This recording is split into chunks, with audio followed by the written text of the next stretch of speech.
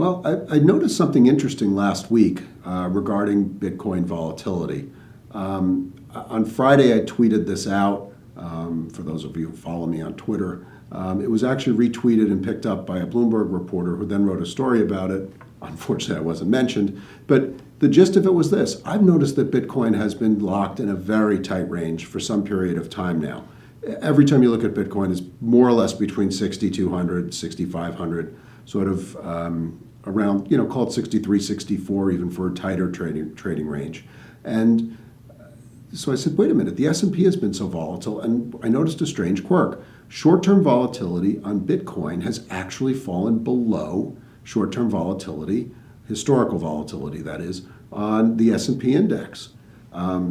Basically, it works sort of 7 to 10 day period. Remember, historical volatility is backward looking. It's what the stock or the index or the currency has done over time. What do its daily moves accumulate to on an annualized basis?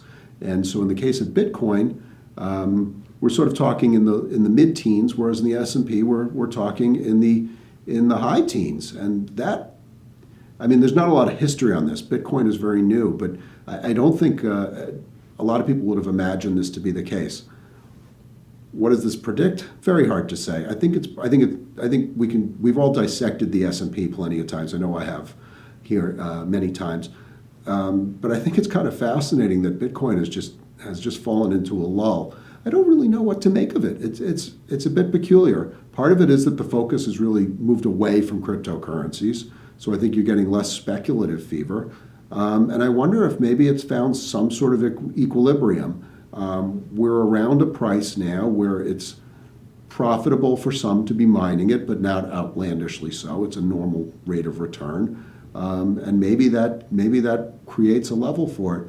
I still worry that if there's a break below 6,000 in a meaningful way, that could really turn ugly for holders of Bitcoin. But right now, I just find it fascinating, and maybe this period of quiet is exactly what a cryptocurrency needs. Now, let me also note that this relationship holds only for the short term. Once you even start looking at 20-day historical volatilities, Bitcoin is more volatile.